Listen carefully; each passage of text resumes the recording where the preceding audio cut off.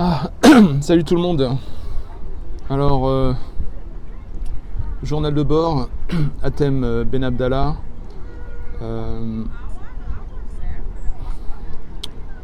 Vendredi 7 juin 2024, Santa Monica.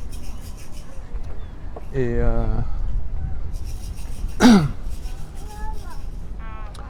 donc,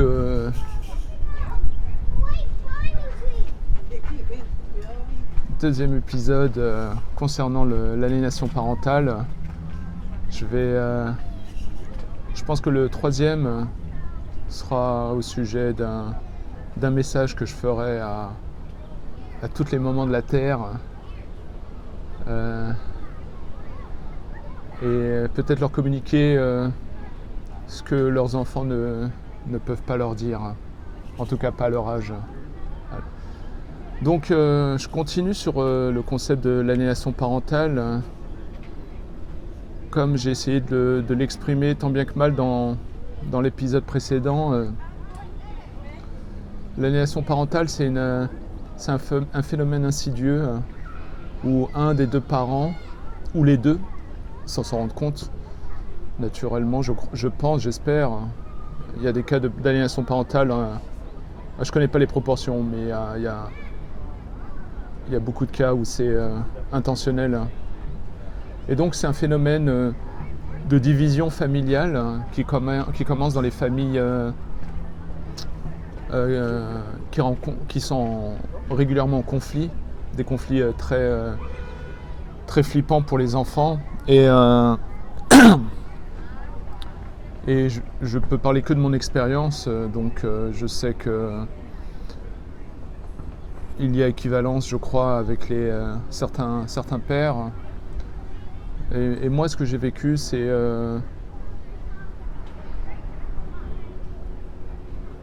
les dysfonctions psychologiques de ma mère et de mon père aussi, on va dire. Mais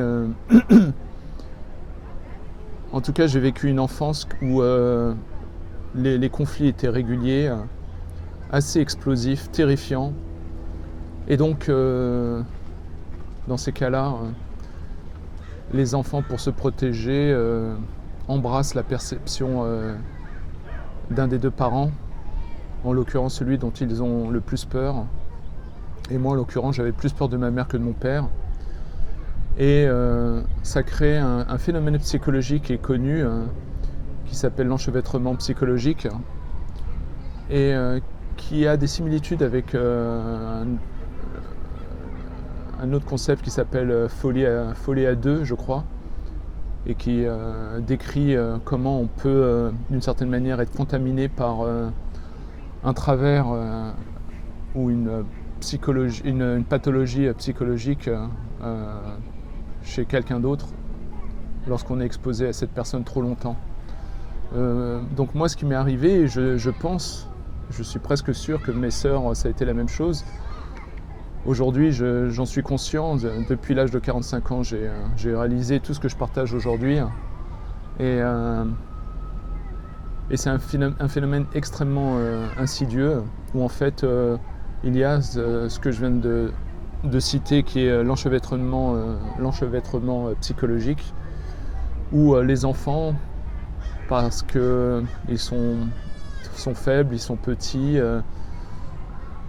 ils sont émotionnellement fragiles, ne comprennent pas ce qui se passe, et donc au lieu de mûrir émotionnellement et de grandir et de s'épanouir dans un environnement rassurant, aimant, ils vont en fait chercher à percevoir le monde, la réalité, en fonction du parent qui est à l'origine de l'aliénation parentale. Et donc il y a ce phénomène d'enchevêtrement qui est, et je l'ai lu après, mais qui est similaire à l'enchevêtrement qu'il peut y avoir avec les cultes ou les sectes. Et donc les enfants grandissent, ça peut... moi je crois que ça a commencé peut-être quand j'avais 7 ans, 8 ans. Les conflits entre mes parents, je les ai vécus depuis que j'ai peut-être 2-3 ans, je crois. Et donc cet enchevêtrement fait que les enfants grandissent en ayant une perception altérée, une incapacité à réfléchir pour eux-mêmes. Et c'est quasiment une nécessité pour les enfants afin de survivre, d'essayer de chercher la stabilité. Et lorsqu'ils grandissent dans un environnement extrêmement chaotique, comme j'ai pu le vivre, il y a une recherche de stabilité, de repères, et c'est en général, par défaut, l'enfant s'oriente vers la perception de la mère afin de se situer. Et moi, c'est ce qui m'est arrivé, c'est que dans mon désir d'être aimé par ma mère, d'avoir désespérément ce câlin que je n'ai jamais eu, et ben le chaos faisant, j'ai grandi en percevant les choses à travers la perception de ma mère. Et donc forcément, les colères récurrentes de ma mère et les conflits entre mes parents ont fait qu'il y a ce phénomène bien connu dans les personnes qui souffrent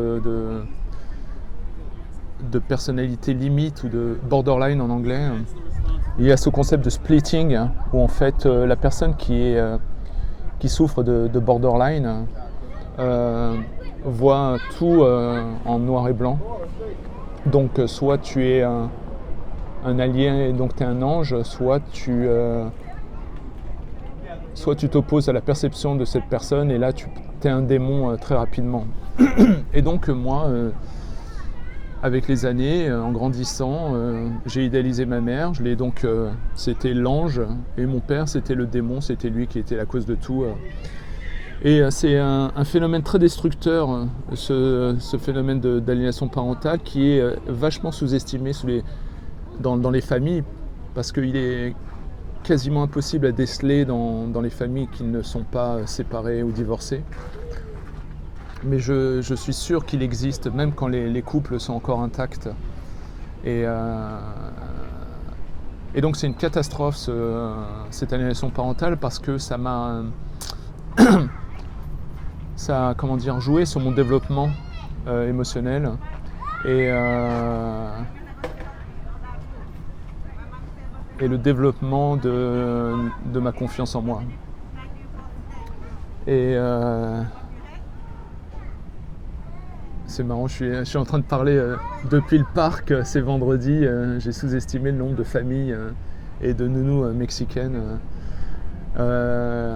Et donc ça a vraiment foutu la merde dans ma vie, cette aliénation parentale, parce que j'étais persuadé du fond du cœur, du fond de mon âme, je ne me rendais pas compte en fait que je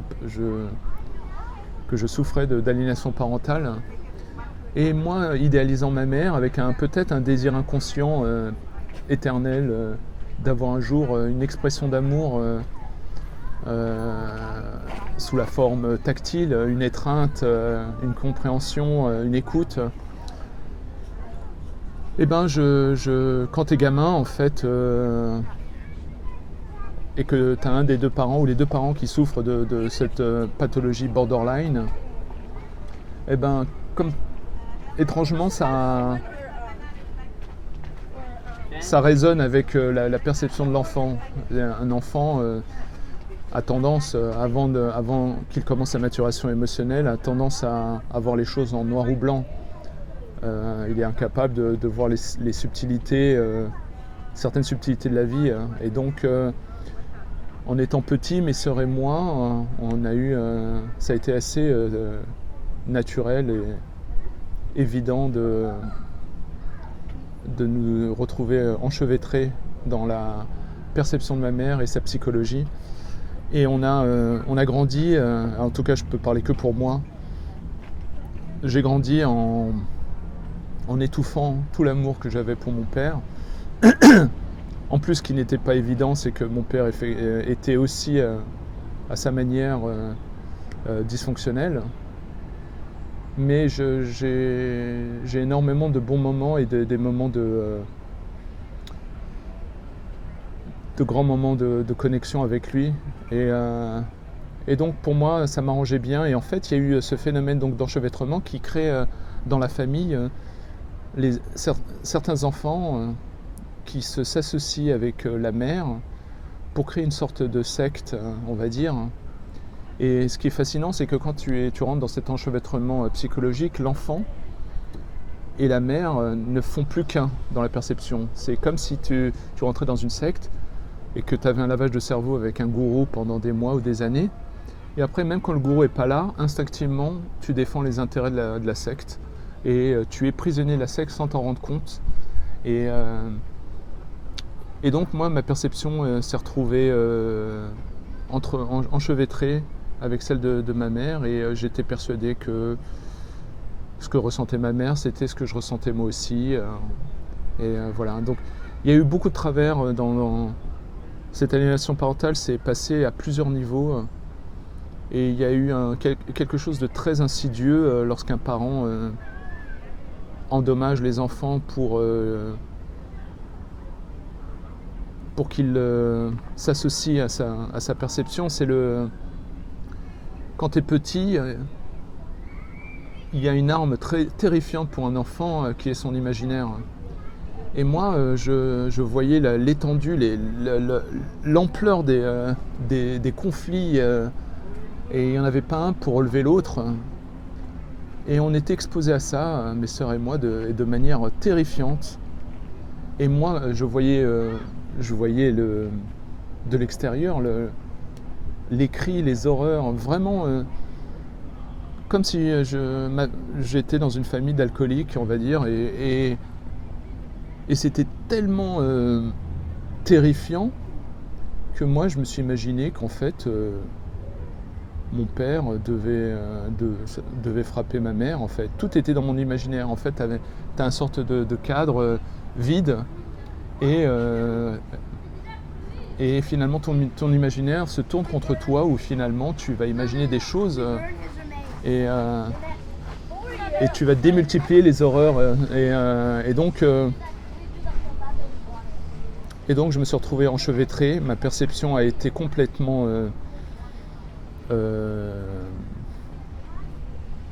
dérobée, et je me suis retrouvé presque à ressentir ce que ressentait ma mère. Et donc je peux le dire aujourd'hui, on a utilisé mon père comme un bouc émissaire,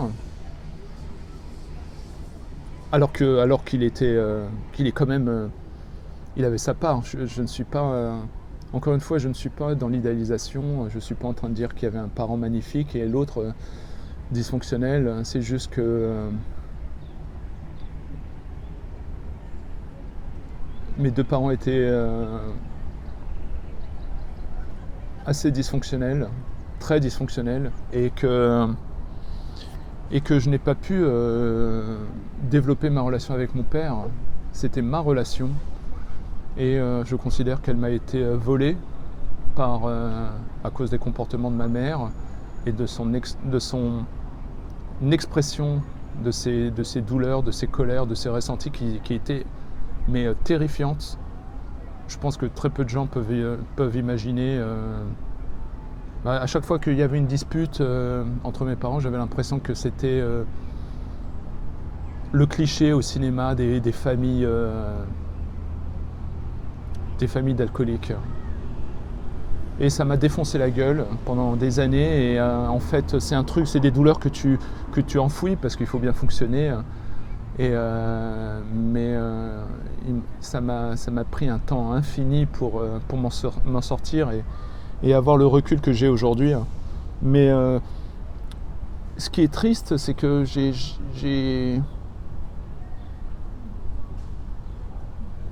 lorsque j'avais, je crois, une année avant de rejeter mon père définitivement, je me suis opposé à lui, et j'étais face à lui. Je devais avoir 18 ans, on va dire, et il était hors de question que je me ramasse une mandale, et donc j'étais prêt à me battre avec lui, et je lui ai dit: c'est la dernière fois que tu me touches.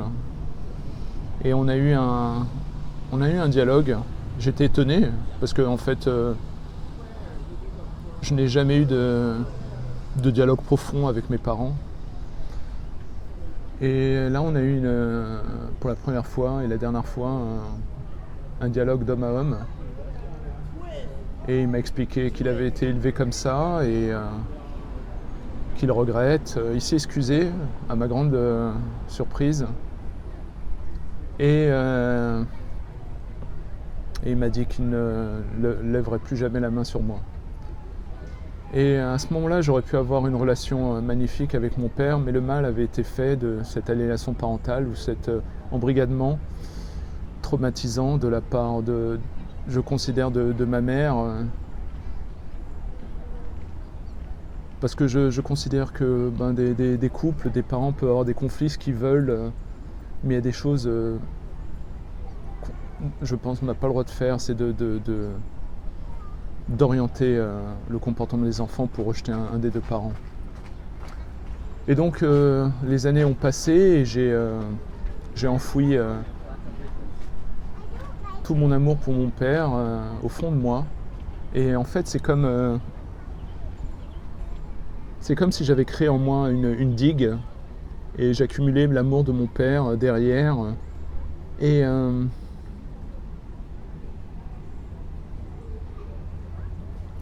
j'étais incapable de savoir qu'en fait, en rejetant mon père, le mal que ça pouvait lui faire.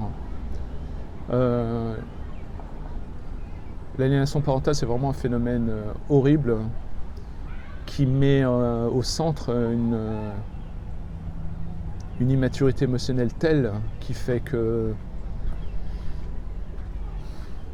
j'avais été tellement lavé du cerveau, manipulé par les explosions de colère de ma mère régulière vis-à-vis de mon père que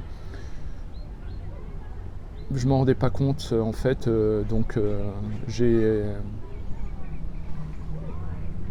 C'était commode en fait d'utiliser mon père pour dire que il est la cause de tout, c'est le bordel, c'est lui, machin. Mais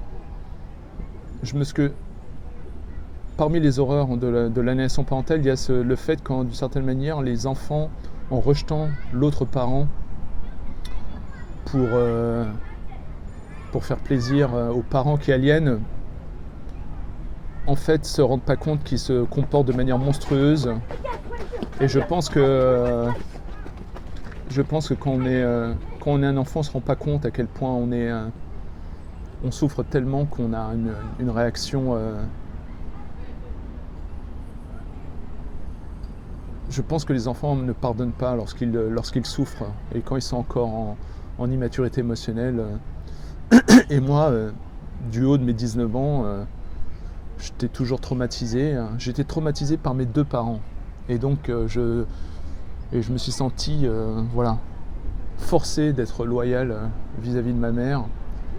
Et c'est un drame parce que c'est comme une réaction en chaîne, tu vois. L'aliénation parentale, c'est, on va dire, un symptôme grave, tellement grave que c'est un truc à traiter à part entière, mais qui est le résultat de parents dysfonctionnels qui en général souffrent de pathologies qui sont décrites dans le manuel psychologique américain, le DSM. Ils en sont au 6 ou 7, je ne sais plus.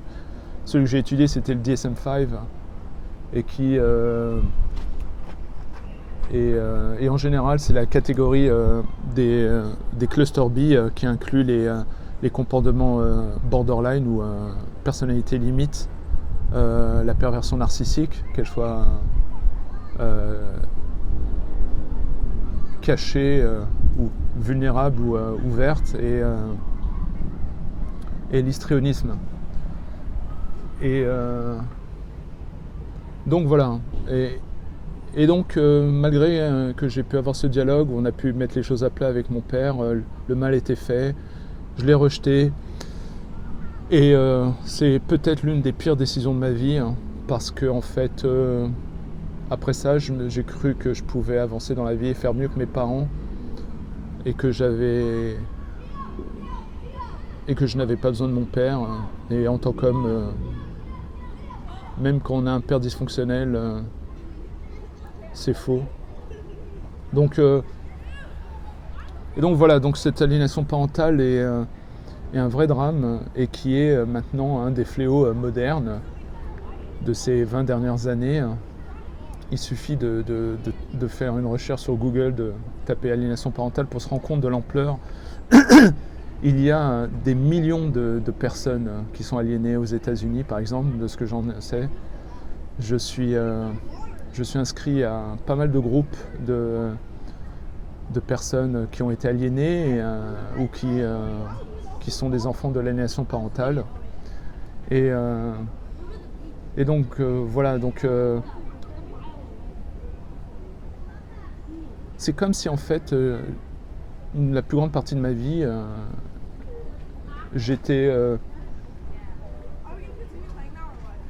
j'avais nié mon développement personnel et que j'étais dans une secte que je devais vouer allégeance et en retour j'aurais peut-être l'espoir d'être aimé ou accepté ou reconnu. Et cette secte, pour moi, c'était la perception ultra simplifiée de ma mère, de ses souffrances, de ses colères. Encore une fois, je ne cherche pas à démoniser, à dire qui a fait bien, ça s'est passé comme ça s'est passé. Je ne pense pas que cette aliénation parentale ait été une stratégie. Je pense qu'elle est liée à ces problèmes psychologiques que j'ai décrits, qui sont essentiellement enracinés autour d'une grande immaturité émotionnelle et une peur extrême de l'abandon. Et donc, lorsque en 2002, j'ai reçu un coup de fil de ma sœur pour me dire que mon père était décédé, et ben, ça a été l'une des plus grandes souffrances de ma vie, parce que je pense que les enfants ne peuvent pas détester leurs parents, ne peuvent pas. Et donc il y avait cette digue qui d'un seul coup a craqué et tout l'amour que j'avais caché, enfoui pour mon père, tout s'est déversé d'un seul coup instantanément et je me suis effondré. Et je suis tombé à genoux et j'ai pas pu me relever, j'étais en larmes et c'est arrivé instantanément, peut-être en 20-30 secondes. Et mon fils, qui avait 2 ans à l'époque, a bien senti que j'étais mal, a essayé de me consoler, mais ça a été un moment horrible. Et je pense que pour faire le deuil, il m'aura fallu peut-être 3 ans à pleurer dans ma douche la mort de mon père. Et voilà, à la fin, je me suis dit, quel gâchis, un drame que l'on aurait pu s'épargner. Mais et ce qui est marrant, c'est que pendant quelques jours, je n'ai pas pu accepter sa disparition, et dans ma tête j'espérais trouver des scientifiques ou des gens qui pourraient l'aider, hein. Mais en fait c'était... Et pour finir, c'est que après, quelques années après, j'ai écrit un scénario d'un film, un long métrage inspiré de mon expérience personnelle et en l'honneur de mon père. Et donc voilà. Donc voilà, je vais conclure avec ce concept d'aliénation parentale et juste dire que non seulement c'est une catastrophe, mais en plus c'est une catastrophe à multiples facettes. Et c'est vraiment la dernière chose que je souhaite à qui que ce soit. Et je pense et j'espère que les nouvelles générations de parents seront hyper vigilants, parce que c'est quelque chose qui marque à vie. Donc voilà. Et puis Et puis demain, j'essaierai de faire un message aux parents, ou en tout cas aux mères qui peut-être seraient inconscientes sur ce phénomène d'aliénation parentale, et peut-être qu'il y a de l'espoir pour révéler au grand public ce concept, et peut-être limiter cette pandémie de notre époque. Voilà. Bon, en tout cas, je ferai des vidéos bien plus sympas autour de l'art et de la narration visuelle. Et là, j'avais besoin de vider mon sac. Voilà. En tout cas, merci pour votre écoute. À bientôt. Salut.